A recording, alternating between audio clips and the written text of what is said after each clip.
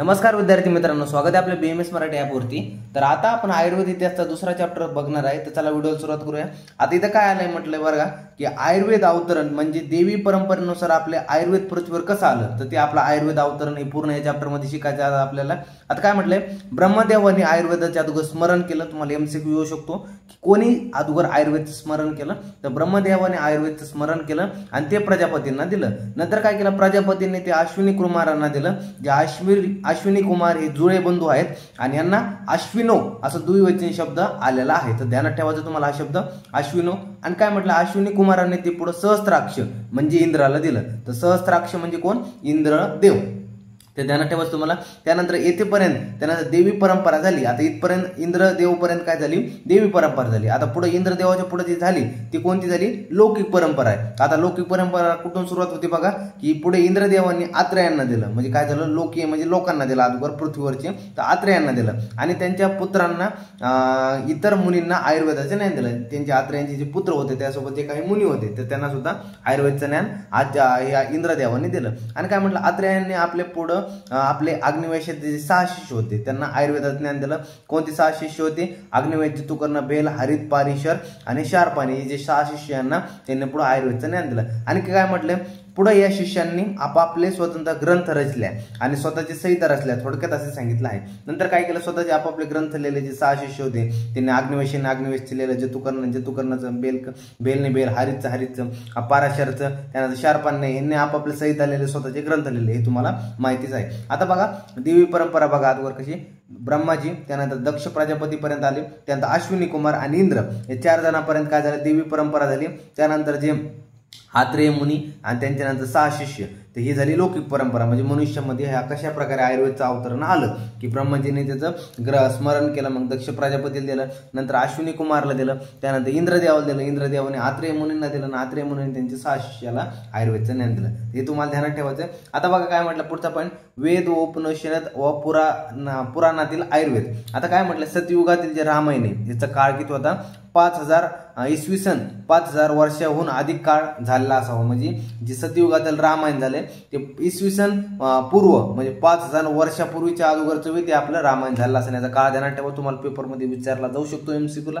नंतर काय म्हटलंय, भरत ओजाळून येईपर्यंत दशरथाचे शव तैल द्रोष्णीत ठेवले होते असा उल्लेख सापडतो। म्हणजे काय म्हटलंय, जेव्हा भरत होता तर मग काय म्हटलंय, इथं भरत जेव्हा ओजळून येईपर्यंत दशरथाचा जे शव होता तर ते काय तेल द्रोष्णीत ठेवले होते। म्हणजे आजच्या जर मॉडर्न कन्सेप्टनुसार पाहायला गेलं तर फॉर्मॅलिनचं जे आपण सोल्युशन म्हणता येईल, तर त्या काळानुसार की ते फॉर्मॅलिनच्या सोल्युशन मध्ये त्यांच्या शवला ठेवलं होतं। म्हणजे बघा त्या काळाचं पण खूप म्हणजे इन डिटेल आपल्याला सांगितलंय, तर हे तुम्हाला ध्यानात ठेवा, पेपरमध्ये MCQ पाहायला मिळू शकतो। नंतर काय म्हटलं, आता बघा रावण हा उत्तम वैद्यकीय शास्त्राचा जाणकार होता। म्हणजे त्याला वैद्यकीय शास्त्र खूप माहिती होतं रावणला आणि त्याने रावण संहिता लिहिली होती। बरं, आता यावरती MCQ येऊ शकतो। आयुर्वेदातील अनेक वनस्पतीची माहिती त्याला सुद्धा होती।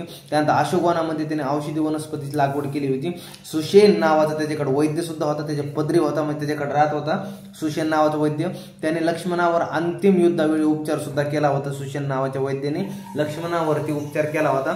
आणखी मारुतीने संजीवनी वनस्पतीयुक्त पर्वत आणला होता। हे तुम्हाला माहित होतं की लक्ष्मणाला इंद्रजित कडून काय बाण लागला होता, त्यामुळे ते काय होतं, जे लक्ष्मण होता तो बेशुद्ध वगैरे पडला होता। त्यामुळे काय होतं की मारुतीने काय आणलं होतं, संजीवनीचा पर्वत आणला होता आणि सुषेण नावाच्या वैद्याने त्यावरती उपचार केला होता लक्ष्मणावरती।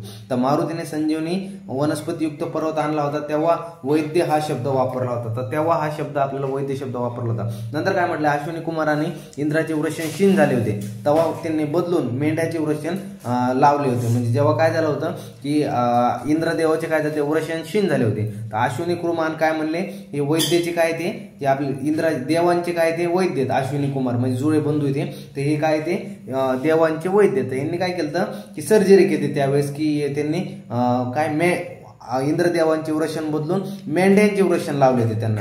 तर याला काय म्हटलंय, तेव्हापासून मग इंद्रदेवाला काय मेष वृषण असं नाव पडलेलं आहे। हे तुम्हाला ध्यानात ठेवा, पेपरमध्ये MCQ येऊ शकतो।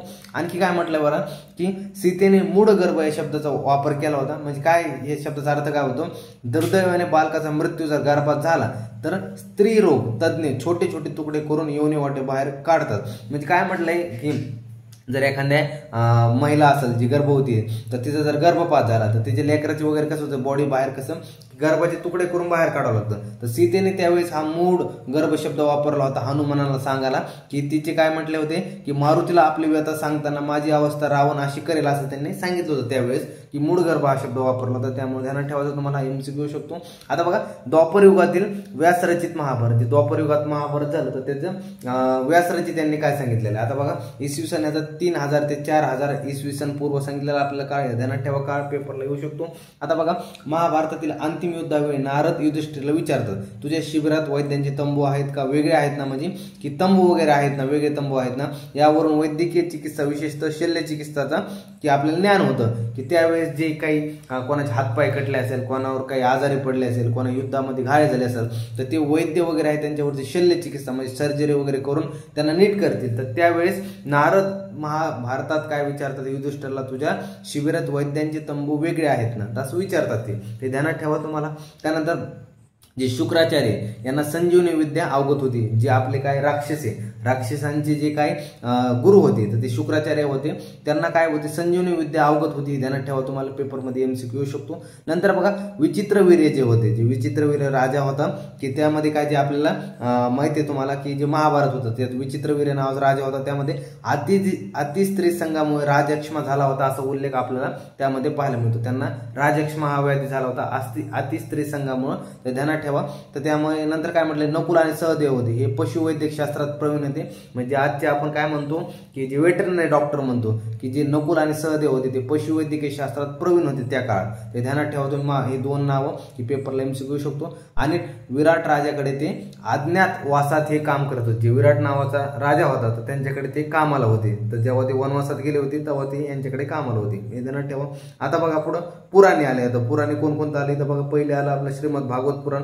यामध्ये तुम्हाला 18 पुराणाचं सर्वश्रेष्ठ मानले, जे आपल्याकडे 18 पुराण आहेत आपल्या हिंदू धर्मानुसार, त्यामध्ये ते सर्वात श्रेष्ठ जे आहे ते श्रीमद भागवत पुराण हे सगळ्यात श्रेष्ठ आहे, तुम्हाला माहिती आहे. नंतर काय म्हटलं जे आदिदैविक आध्यात्मिक आणि आदिभौतिक असे या विविध तापांचा उल्लेख यामध्ये आलेला आहे. जे आदिदैविक आध्यात्मिक आणि आदिभौतिक या विविध तापांचा यामध्ये उल्लेख सापडतो. त्यानंतर आणि काय म्हटलं बघा की श्रीकृष्ण गोपगडे होते, त्यांच्यासोबत रानात जात असेल त्यांना तेव्हा दशम स्कंदात वृक्षाचा उपयोग त्यांनी औषधासाठी होतो आणि ते त्यांनी गोपांना ते जे आपले सोबती होते त्यांना आवर्जून सांगत असत. म्हणजे त्यांच्यासोबत जे काही जे हे असायचे त्यांच्यासोबतचे जे सहकारी असायचे जे काय होते आपण काय म्हणता त्यांचे गोकुळातले त्यांचे सहवासी त्यांचे मित्र परिवार होता ते होता ज्यांच्यासोबत ते रानावयात जे गायी चारायला जायचे, तर त्यांना ते वृक्षाबद्दलची त्यावेळेस माहिती द्यायची. म्हणजे देवांना सुद्धा आपण खूप आयुर्वेद बद्दल माहिती होतं. आणखी काय म्हटलं यक्षयज्ञांचे विध्वंस झाला त्यावेळी दक्षाला बकऱ्याचे मुंडकं बसवलं होतं. म्हणजे जेव्हा काय